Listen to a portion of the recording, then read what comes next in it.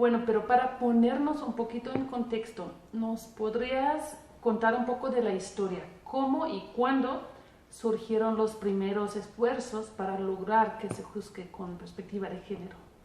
Bueno, yo creo que antes de hablar de juzgar con perspectiva de género, habría que hacer un análisis de cuándo surgieron los primeros esfuerzos de las organizaciones y movimiento de mujeres por el acceso a la justicia, porque ya la segunda parte es juzgar con perspectiva de género, pero yo creo que estamos hablando que en México el reconocimiento de derechos fue muy complejo y sigue siendo complejo, y el acceso a la justicia también. Entonces, yo, por supuesto, sin minimizar los esfuerzos anteriores, yo creo que estamos hablando de finales de los 80s, 87, 88, que ya si bien había organizaciones en México como CIDAL o COVAC, que habían hecho un esfuerzo de visibilizar el nulo acceso a la justicia para las mujeres, pues fue hasta que se detona un caso terrible de violencia contra las mujeres, provocado por la escolta del entonces su procurador, hoy abogado muy famoso, Cuello Trejo, en donde diversas mujeres fueron violadas, maltratadas en una zona del sur de la Ciudad de México, en Tlalpan, y esto desencadena el que muchas mujeres cercanas al movimiento de mujeres y feministas decidiéramos finalmente iniciar una discusión a fondo de qué pasaba en México con respecto a la justicia y las mujeres. La primera respuesta fueron los cambios normativos. Violación, abuso sexual. Este caso nos llevó a hacer cambios muy fuertes en la ley, muy fuertes, que no se conocía. Por ejemplo, hicimos la violación equiparada, la violación, subimos la edad para las niñas agredidas, se crea el tipo penal de hostigamiento sexual, de abuso sexual. Y con esto nos damos a la tarea de exigir que en los mecanismos de justicia hubiera acceso a la justicia. Entonces se piden agencias especializadas para mujeres maltratadas, sobre todo para violadas. Eso en los años 90. En los años finales de los 80. En finales de los 80 estamos buscando. Y empieza, digamos, la primera relación con el Poder Judicial a partir de los cambios normativos. Esa relación fue en un primer momento la plática, el intercambio, la consulta.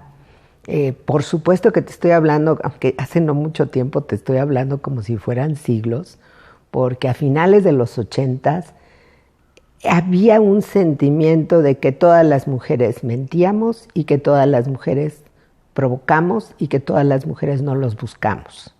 O sea, era tan fuerte ese sentimiento que costaba mucho trabajo hablar con ellos. De hecho, a mí me tocó participar en el litigio precisamente de este grupo de personas que fue la escolta de la Procuraduría General de la República, que estaban acusados de violación, y fue en verdad complejísimo poder intercambiar y tener un diálogo con los jueces, porque te voy a decir que, por ejemplo, muchos de los actos cometidos fueron introducción de botellas, por ejemplo, en la vagina y demás, o palos. Entonces los jueces decían, pero si eso es abuso deshonesto, en aquel entonces se llamaba abuso deshonesto, y nosotros insistíamos que era violación, ¿no? Entonces, desde ahí fue el primer momento. Después hay que hablarlo, las reformas se hicieron en casi todo el país, se crearon las áreas de víctimas, las primeras áreas de víctimas, de agencias de delitos sexuales, se logra tipificar en los 90 la violencia familiar, crear un procedimiento especializado, que lo hacemos para la Ciudad de México, precisamente para que los procedimientos de violencia familiar no fueran largos ni complejos. Se crea un procedimiento que se llama controversia del orden familiar, que se puso en la Ciudad de México y se esperaba que se replicara en el país, no se replicó. Ahorita denunciar por la vía familiar la violencia familiar es una tragedia, puedes tardar años. Y empezamos a hacer este diálogo con el Poder Judicial. Yo le llamaría diálogo, porque no ha habido oportunidad de ir más allá del diálogo. O sea, siendo realistas. Algunos esfuerzos empiezan a darse con la alianza de algunas mujeres en los estados que estaban al frente del Poder Judicial, Hidalgo, yo recuerdo algunos otros, San Luis Potosí, etcétera, y empieza a discutirse la idea de que la Convención de Belén do Pará tenía que ser analizada y estudiada y puesta en práctica en el Poder Judicial. Más adelante, y sobre todo gracias a la acción de diputadas que etiquetan recursos para capacitación en el Poder Judicial, se ven obligados en el Poder Judicial a iniciar una serie de disque seminarios, que en realidad eran conferencias de 2 horas, para hablar sobre la perspectiva de género. ¿Cuándo fue eso? Eso fue en el 97, 98, más o menos a finales de los 90, que se inicia esta idea de capacitación impuesta por las diputadas, no por el Poder Judicial. Del Poder Judicial no hubo un mutuo propio para capacitarse en esos temas. Es más, había tanta resistencia hasta con derechos humanos, o sea, no podías tratar con el Poder Judicial el tema de la supremacía de los derechos humanos. Yo fui subsecretaria del 2001 al 2005 de Relaciones Exteriores, cuando ratificamos, y todo el tiempo era, la Constitución está arriba de los derechos humanos. O sea, no puedes invocarme un tratado porque encima está la Constitución. Entonces, era una discusión permanente donde el Poder Judicial en general se negaba a acatar disposiciones de tratados. Estoy diciendo palabras muy fuertes, pero es una realidad y tienes que partir de eso. Entonces, esta discusión de qué tanto se acepta o no la vigencia plena de los derechos humanos en México estuvo presente hasta el año 2000. No es una cuestión que hayamos superado. Entre otras porque México tardó mucho tiempo en ratificar tratados. Segundo, porque aunque la Constitución decía que el tratado era ley suprema de la Unión igual que la Constitución, la realidad es que había interpretaciones de la Corte donde se señalaba como prioritaria la Constitución y en un segundo lugar el tratado. Entonces fue una etapa, digamos, muy compleja de discusión con el Poder Judicial. Finalmente se les obliga a generar capacitación en la perspectiva de género y se les da un recurso muy importante al Poder Judicial. Hubo de todo, ¿verdad? Y eso fue ya en los 2000. En los 2000, estamos hablando ya en el 2000, donde finalmente se les da un recurso. Este recurso, se crea una unidad dentro del Poder Judicial para ver lo relativo a perspectiva de género y ver lo relativo a convenciones. No se inicia con la discusión de las convenciones. Yo creo que muchas de las pláticas giraban en torno a cuál era la problemática de las mujeres. Un poco de sensibilización, cuáles eran las violencias, cómo se presentaban, lo que había legislado hasta este momento. De hecho, hubo muchos comentarios después de que legislamos en 88 y luego en 96, en el sentido de que éramos unas exageradas, que estábamos haciendo cosas terribles. Muchos jueces se negaban a tomar la violencia familiar como una forma de violencia, decían que ese no era un delito. Los tipos de violación eran tremendamente discutidos, todavía esas discusiones las tenemos hoy en día, y resulta muy complicada la aplicación de la legislación, yo diría que con mucha resistencia. Se dieron las capacitaciones con el personal que quiso el Poder Judicial. O sea, contrató a empresas privadas que dieron el personal que quiso el Poder Judicial. O sea, contrató a empresas privadas que dieron las capacitaciones. Ignoro cuáles fueron los contenidos o resultados de las capacitaciones. Nunca tuvimos una rendición de cuentas real de cómo se había entregado el recurso. y qué había servido. Yo entiendo que, bueno, pues, en algunos casos habrá gente que se capacitó o se autocapacitó, ¿verdad?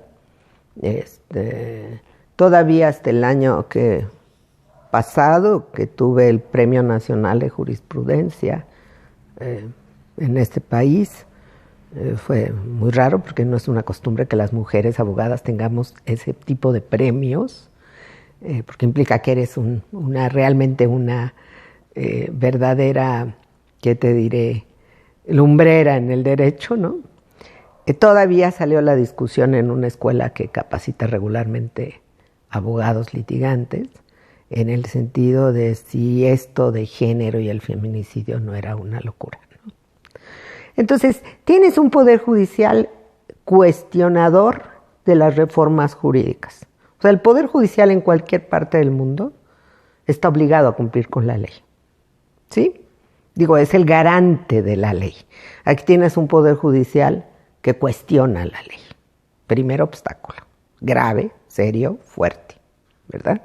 Entonces, si yo cuestiono la ley, quizá voy a hacer todo lo posible para que no sea esa ley, porque a mí no me termina de convencer que esa ley es la correcta. El Poder Judicial puede interpretar la ley, pero no la puede cuestionar o señalar que no se aplique. Segundo, yo creo que el machismo en México es tan fuerte, tan grave, tan brutal, que impacta todas las esferas del poder y de manera particular el Poder Judicial. Entonces, yo diría que a pesar de tanto dinero que se le dio al Poder Judicial, de que tiene un protocolo para juzgar con perspectiva de género que ellos mismos no lo toman en cuenta, hemos avanzado al siguiente paso, que es una manera de responder políticamente correcta del Poder Judicial, pero no en la práctica.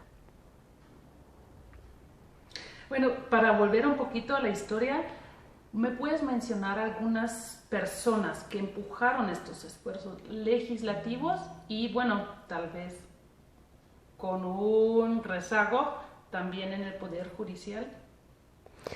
Bueno, yo creo que en el poder, en el movimiento de mujeres, por supuesto, está Patricia Duarte, dirigente de COVAC, Amalia García, diputada entonces, Patricia Garduño, que era diputada de Acción Nacional, están Esperanza Brito, del Grupo Plural Pro Víctimas, que quizá fue la organización que más impactó en ese momento los temas, de las cuales varias de nosotros participamos. Fue un movimiento amplio de mujeres, compuesto por varias mujeres de diferentes partidos y de organizaciones. En el Poder Judicial empezamos a trabajar con algunos jueces. Quizá el juez Lázaro Tenorio nos apoyó bastante en lo que viene siendo la controversia del orden familiar. Creo que fue una aportación muy valiosa del Poder Judicial de la Ciudad de México, algunos jueces que consultamos. A nivel de la Corte, bueno, pues yo creo que está la presencia sin duda alguna, de Olga Sánchez Cordero, que impulsó la unidad, y creo que es muy importante su participación en esta primera etapa, ¿verdad? Algunos magistrados, jueces, bueno, está José Ramón Cosío, que yo creo que hizo un esfuerzo muy serio, y el propio presidente actual de la Corte, el presidente Saldívar, que también compartía muchas de nuestras preocupaciones. ¿Qué tanta influencia o capacidad de influir tenía el poder de la Suprema Corte? Pues limitado, porque al final de cuentas el juez es el que determina una sentencia en lo cotidiano, en el lugar donde esté. Y el otro problema grave que yo creo que tenemos en México es que tenemos un poder judicial que depende de los estados. Tenemos, como tú bien lo sabes, un poder judicial federal y poderes judiciales estatales que regularmente dependen del gobernador en turno, regularmente son puestos por los gobiernos en turno, poco conocimiento del derecho, y el tema de la violencia contra las mujeres pues no está presente en la agenda del Estado. No es uno de los temas centrales que el Estado esté focalizando como un tema, y lamentablemente tampoco en el actual gobierno. O sea, el hecho de permitir gente que abusa verbalmente de nosotras y que sigan estando en el gobierno, a mí me parece que es un mensaje muy fuerte demasiado fuerte para que no podamos verlo con la claridad que tiene. Entonces tenemos poderes judiciales, digo, el caso, la Ciudad de México, ¿no? Un poder judicial que lleva a una mujer una sentencia a quitarse la vida a sus hijos y sus padres, y que no hay una reacción, al contrario, hay molestia porque cuestiona sus decisiones, ¿no?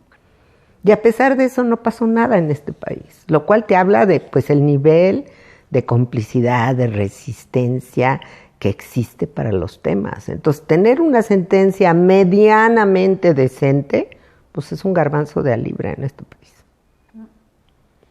Y sin embargo, hay algunos, o sea, obviamente leyes y hay protocolos que son, para mí, que son muy avanzados, ¿no? Como el protocolo para juzgar con perspectiva de género.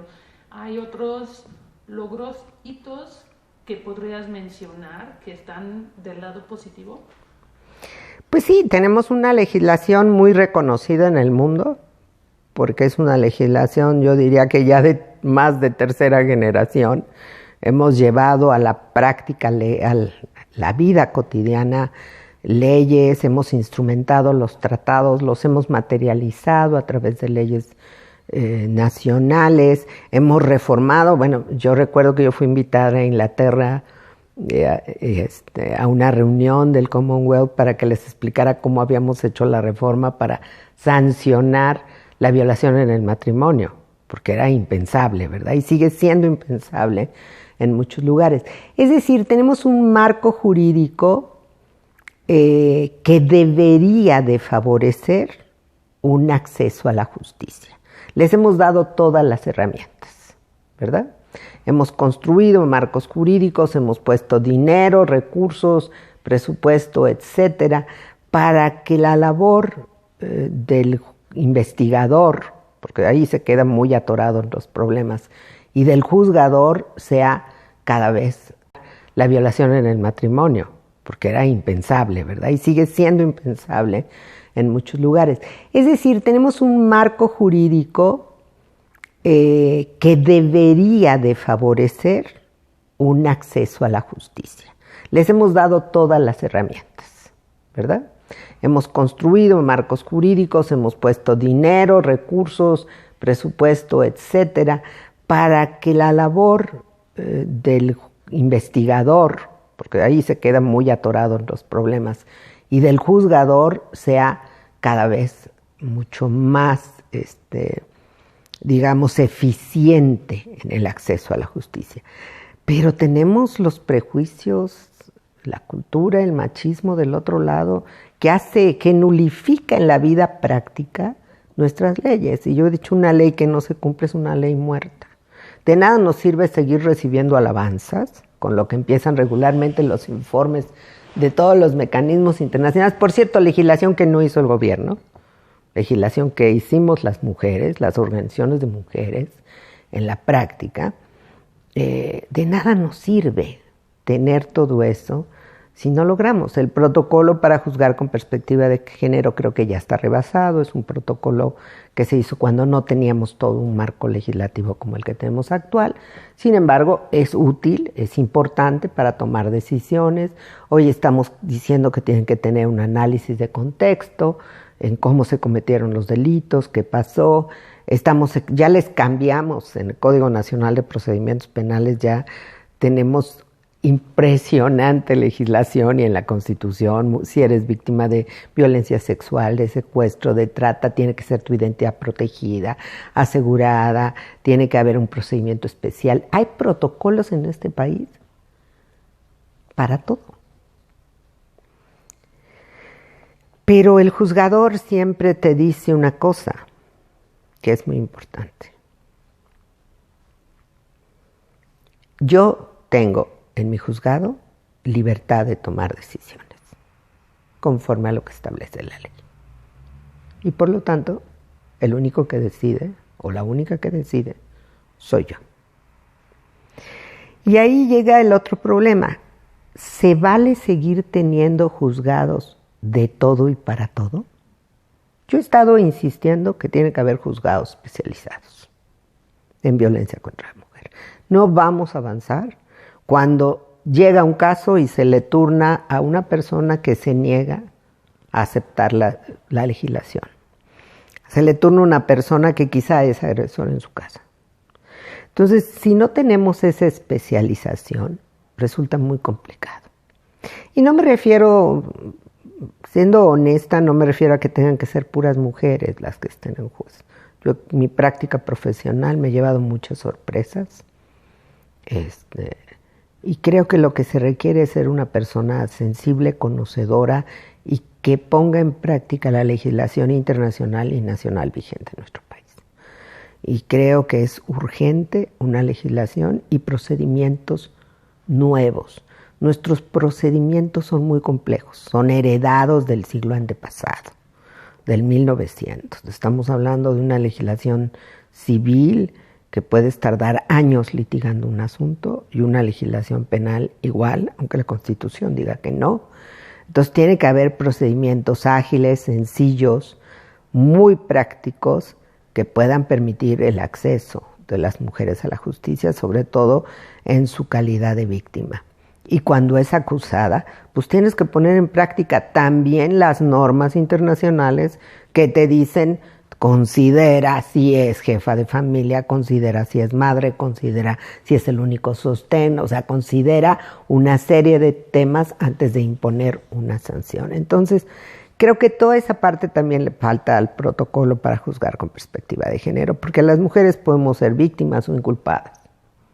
Y entonces tiene que haber un tratamiento para ambas y una visión de género para ambas, porque si no tenemos los casos aberrantes que tenemos ahorita, la mayoría de las mujeres están por tráfico de drogas cuando fueron utilizadas por el marido o demás, o están acusadas de otros delitos cuando interrumpen su embarazo, ¿no? Entonces, creo que tienes que poner en la balanza las dos situaciones.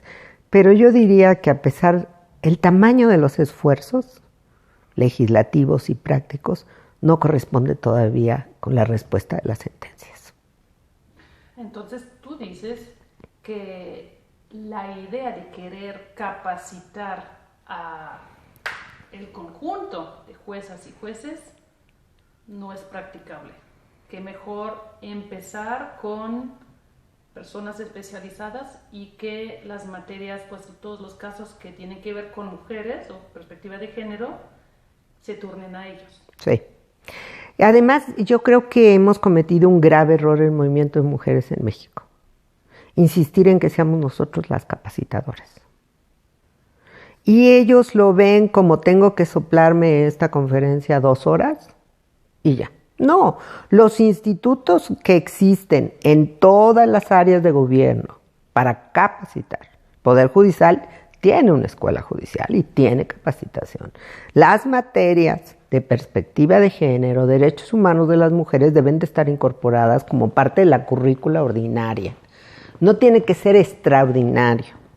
Toda esta capacitación es extraordinaria y la gente se niega a verlo como parte de su formación para tener un puesto. Entonces creo que ha sido un error. Yo entiendo que la urgencia de que las cosas cambien ha llevado a que mucho del movimiento de mujeres se vea envuelto o exija estar en las capacitaciones. Por supuesto, hay especialistas, se les puede invitar a que vayan a la escuela normal, donde toman clases las personas, y ahí reciban la capacitación. Y el otro cambio son las universidades y las facultades de Derecho. Tenemos la Facultad de Derecho, el otro día checando, yo estudié la licenciatura en la UNAM, las maestrías las hice en la Ibero, la Universidad Iberoamericana, pero siguen teniendo prácticamente los mismos programas, aunque el marco jurídico de México se transformó.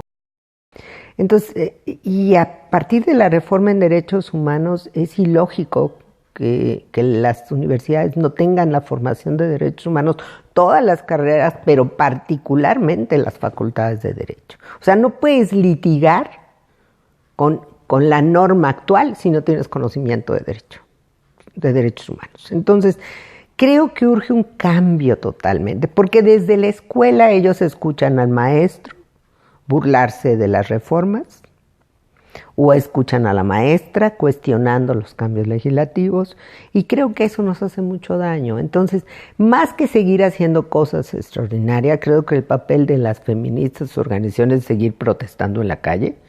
Creo que ese debe ser en este momento. Ya les dimos todo, ahora necesitamos que ellos transformen sus escuelas y hagan escuelas también con una enseñanza con visión de género. Y lo otro, sí tiene que haber especialidad, porque yo no creo en la generalidad.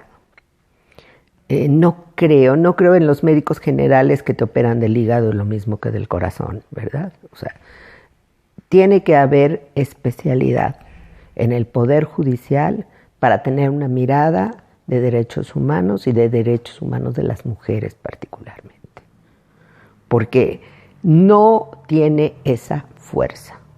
Y mientras no la tengas, vamos a seguir padeciendo lo que estamos viviendo. Reclasificando el delito, cambiando, y al final de cuentas con un mensaje muy fuerte a las mujeres. Ustedes no están invitadas al acceso a la justicia. ¿Y qué tanto tiene que ver la transparencia y la rendición de cuentas? Ahorita Totalmente. En esta investigación hemos visto que casi no se publican las sentencias. Tenemos muy pocas sentencias, por ejemplo, que son publicadas. ¿Qué tiene que ver? Mucho. Yo te decía, bueno, se les dio dinero, nunca supimos cómo se gastó. ¿En qué se gastó? ¿Cuántas sentencias tuvimos favorables? Yo digo que hiciéramos un ejercicio meramente económico. ¿Cuánto nos costó las 3 o 4 sentencias favorables a las mujeres frente a todo el recurso que se les dio durante años para capacitación en el tema? No sabemos, un juez no se ve obligado. Cuando hemos denunciado, yo recuerdo que denunciamos a la jueza cuya sentencia provocó la muerte de una mujer y su familia, el Poder Judicial de la Ciudad de México se negó a abrir una investigación. Así. Cuando hemos denunciado gente que nosotros sabemos que están involucrados o tienen intereses, el Poder Judicial se ha negado. O sea, hay una protección brutal hacia los agresores. Entonces, esta es una realidad, no es un invento. Entonces, si el Poder Judicial no se acostumbra a rendir cuentas, porque cuando vas y acudes a segunda instancia y demuestras que los argumentos del juez fueron equivocados, no estuvieron fundados y motivados en la legislación actual, hay mucha percepción equivocada, bueno, viene como una discusión al interior de qué pasó, pero tampoco le pasa nada al juez que lo hizo. O sea, hay cero rendición de cuentas en el Poder Judicial.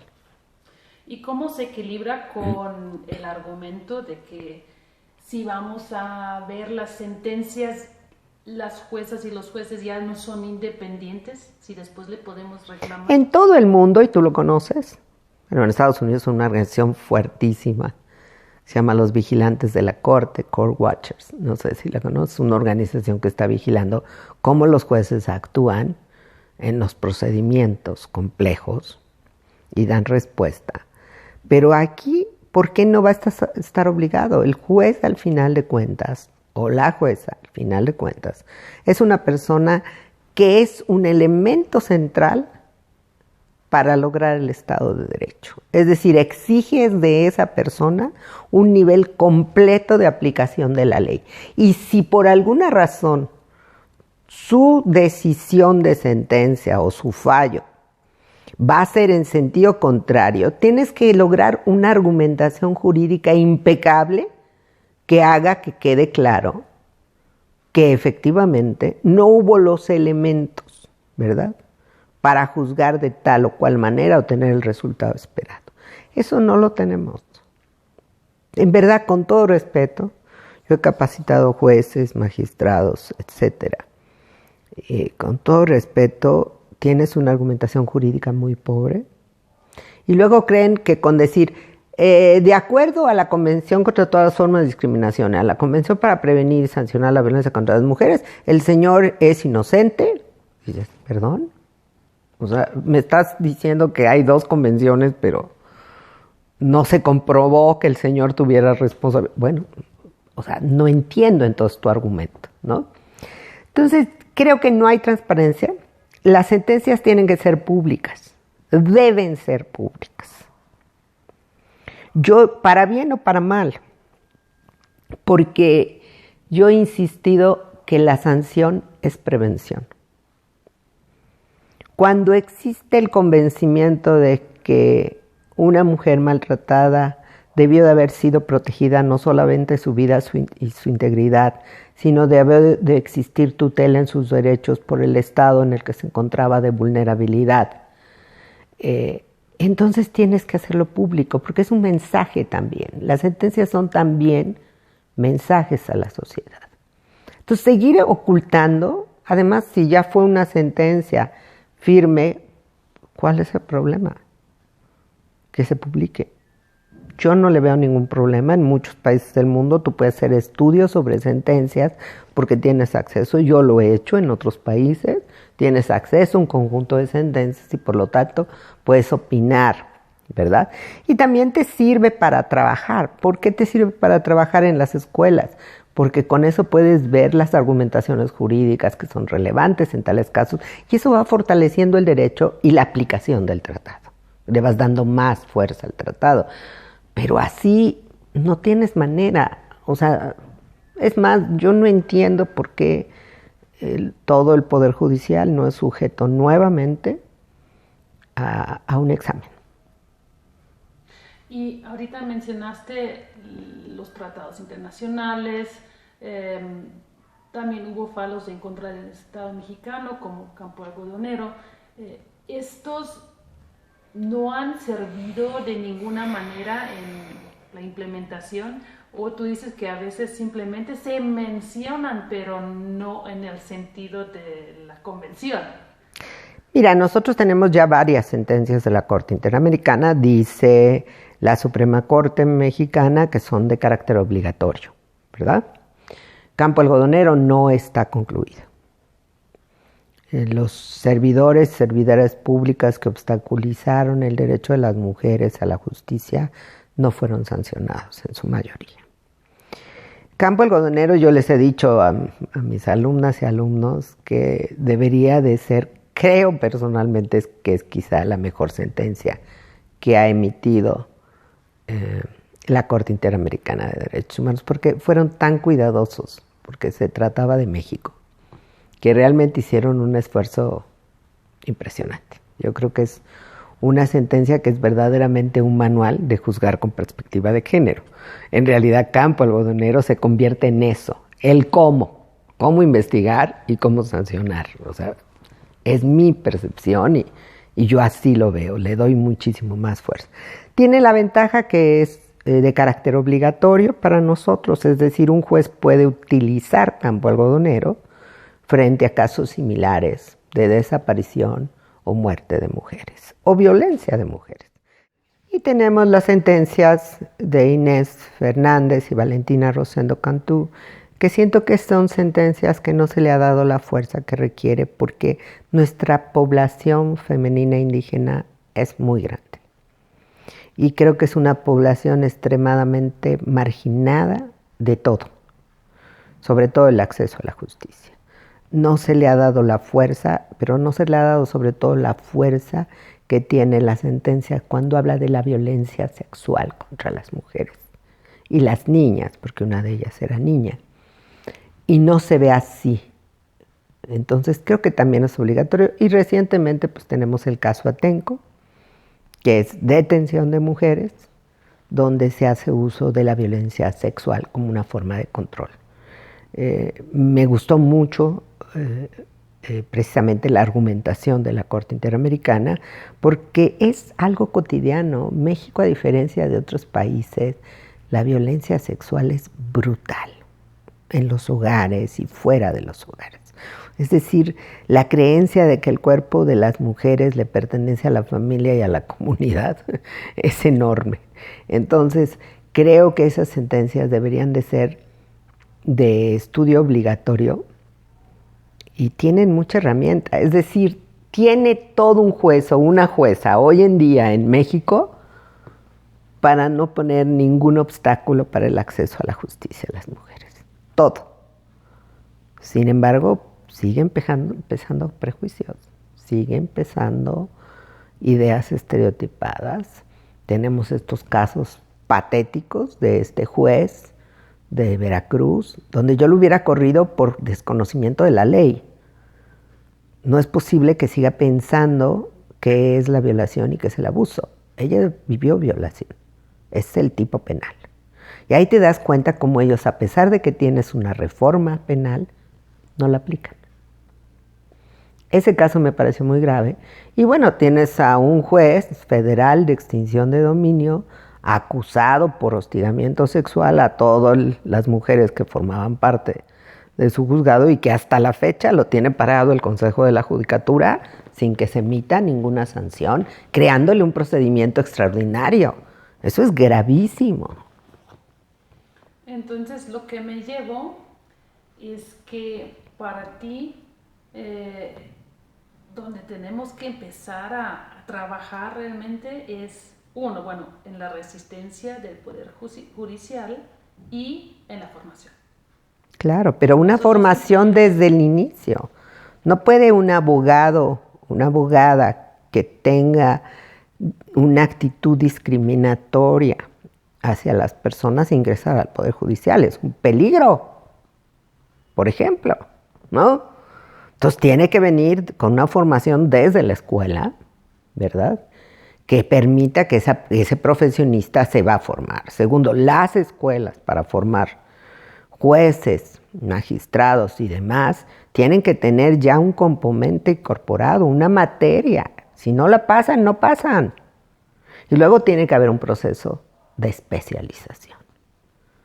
Y lo otro más grave, bueno, yo agradezco, en verdad, sé que son sinceras las declaraciones del presidente de la Corte, lo conozco, sé que el doctor Saldívar es un hombre en verdad serio, comprometido, pero él está hasta arriba de una pirámide gigantesca.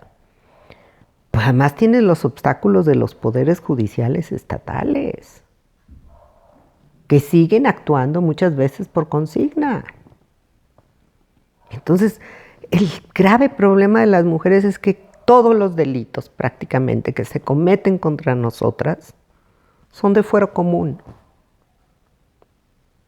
no es de fuero federal. Entonces tienes en todo el país cada personaje que resulta que dirige el tema del Poder Judicial y que toman las decisiones como quieren y que ponen de jueces a quien quieren y que quitan y ponen a su antojo. Entonces, no puede seguir el país gobernado por caciques. Tiene que haber ya un orden en el Poder Judicial. Yo no sé si la idea sea federalizar todo el Poder Judicial y generar nuevos estándares para el acceso al Poder Judicial. Porque es lamentable las personas que estás teniendo. Salvo sus muy honrosas excepciones. Sí, y ayudaría ver algún juez o una jueza sancionada por la manera en que ha emitido una sentencia. Por supuesto, puede ser motivo de revisión. Para eso está el Consejo de la Judicatura. El Consejo de la Judicatura tiene facultades creadas para supervisar la actuación de los juzgadores. No es un adorno. ¿Y hemos visto algún caso?